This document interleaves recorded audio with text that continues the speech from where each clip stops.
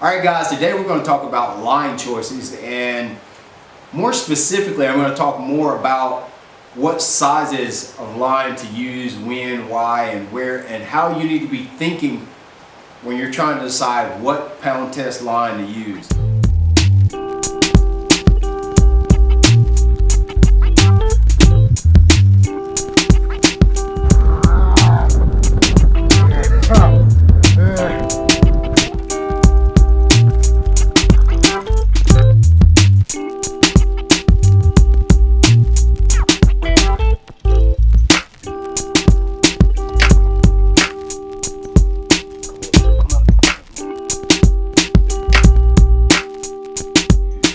So many different options when it comes to the different types of material that you want to use when you're out there, and I'm going to try to simplify that a little bit. I'm going to show you what I use and how I think you need to break down the process of the types of line you need to use.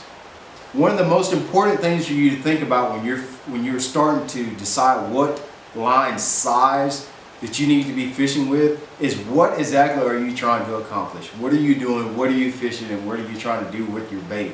Think about if I'm trying to get distance or if I'm trying to get accuracy, and how thick of cover or the lack of cover that I'm fishing all play in the decision of what line size I'm going to use. So I'll give you a scenario.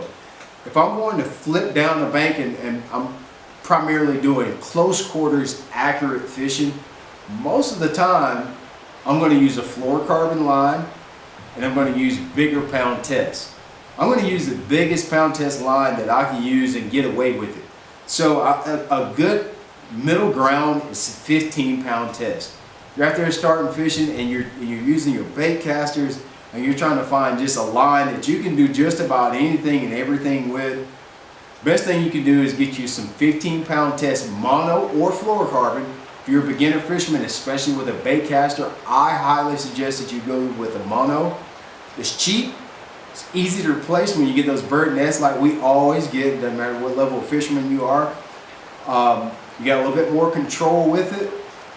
I think it's the way to go if you're a beginner fisherman. For you guys out there a little bit more advanced, 15-pound test fluorocarbon, I can crank with it, I can flip with it, I can fish semi-heavy cover with it, I can fish crankbaits. You know, I can do just about whatever I need to do, flip a jig, whatever I need to do on my bait casting equipment with 15-pound test fluorocarbon. If I'm going a little bit heavier cover, if I'm trying to throw a spinner bait over laydowns, then I may want to up my pound test to 20-pound test, 17 to 20-pound test. I'm throwing a Carolina rig. Always consider the weight of the bait that you're also using as well. That casting and whipping of that bait over and over and over, that also causes stress on your line.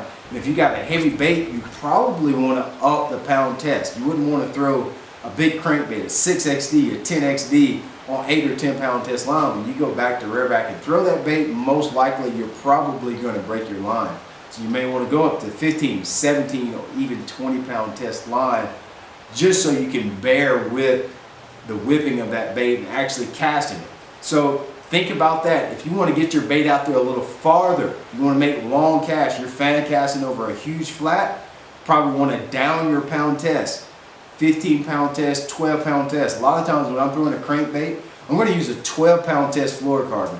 So if you're throwing a crankbait, probably 10, 12-pound test. If you're throwing on a bait caster, that's where you want to be. 15-pound test, you can use it depending on what type of crankbait that is. A lot of times I won't get much above 15-pound test when I'm throwing a crankbait. If you're out there throwing just a Texas rig, just casting a Texas rig down the bank, you can go as low from 10-pound test as high to 15 or 17-pound test, just depending on what you're trying to accomplish. If you're out there finesse fishing, you guys out there fishing a Ned rig, you're fishing a shaky head, drop shots, very, very rarely am I going to go above 10-pound test. There's an occasional situation where I may use a 12-pound test line. Most of the time it's going to be somewhere between 8 and 10-pound test line.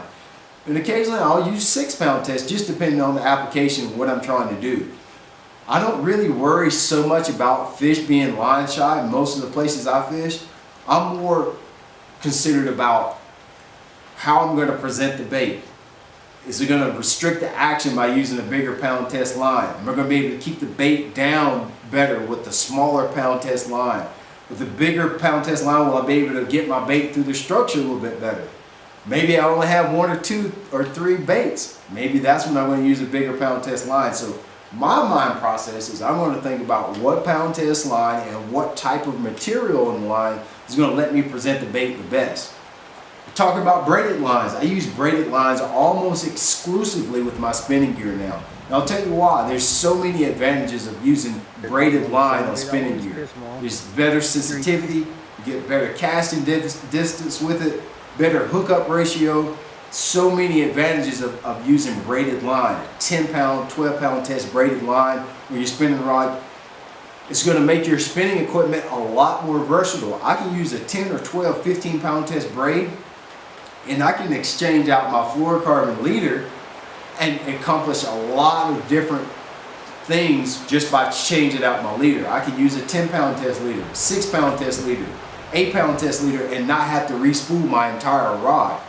That saves a lot of time, and it makes me have to have less setups in my boat. I only have to have 3 or 4 spinning outfits, where I used to have 6, 7, 8 spinning outfits. That ability to change out my line just by changing out the fluorocarbon leader gives me a lot more versatility with my spinning setup. So for me, I exclusively, except for a couple situations, almost always use braided to fluoro combo on my spinning time. So if you're starting off fishing out there and you're looking for, let's just say 3 different line sizes you can use to cover just about every situation. I'll give you 3 that you can use right here. For all your bait casting equipment, I would suggest you use about 15 pound test. That'll get you through a lot of different situations. It's not too big, but it's big enough to do. You can do some muscle fishing with it. Talking about spinning equipment, I'm exclusively a braid guy. Only time that I really like to use straight up fluorocarbon on my spinning equipment is when I'm using reaction baits. If I'm throwing a swim bait, or if I'm throwing a crankbait, a small crankbait on my spinning tackle, then I'll spool it up with only fluoro. And if you're going to use braided line, get somewhere between 10 to 20 pound test. I would not suggest you go over 20. 20 is pushing it. 10 or 15 is a sweet spot for me. It's just going to spool off your reel a lot better the smaller pound test you're using. Most of the time, spinning equipment is for finesse applications. You're just going to be better off with smaller pound tests. 10 to 15 pound test braid. Get you some good fluorocarbon. Just a good one to use is InvisX. Anywhere between 8 to 10 pound test, depending on where you fish. If you fish extremely clear water, maybe you want somewhere between 6 and 8. For me, 8 to 10 pound test gets me through most every situation. Occasionally, I will downsize to 6 pound test. That's what I suggest you use there. For all your reaction baits, crankbaits, rattle traps, all those reaction crankbaits, I would suggest that you get like a 10 or 12 pound test to throw all your reaction baits, jerk baits, and so forth. That's going to get you through just about every situation. This is Seaguar Ripping Mono here. It's a great monofilament you can use. You also can use it for your top waters and not have to double up with it. And of course, you always got to have like a 50 pound test braid, especially for you guys that are kayak fishermen and bank fishermen. I'd highly suggest that you use braided line every chance you get. You don't have the ability to go get baits, and especially in a kayak, when you set the hook, it's hard to get good penetration because your kayak a lot of times will go with whatever force you're pulling. So you go to set the hook and you'll most likely pull into the fish. Well, having that braid and that just eliminating that stretch, braided line is really good for that. You get good hook penetration. So 30 to 50 pound test braid, you can always make that rod or that setup more versatile by changing out your fluorocarbon leaders. So that's what I would suggest. 6 to 8 pound test for your spinning equipment. Get a 10 to 12 pound test mono for your reaction baits, and then also have a 15 pound test or so fluorocarbon just to do whatever, your multi-purpose. And I think you'll be good to go. That'll cover you in a lot of different situations. As you begin to grow as a fisherman, you can kind of expand, and you'll need everything from 6 pound test to 25 pound test and just about every material to make. But just starting off, those are 3 good ones that you can use, and to get you through everything that you'll come through out there on the water.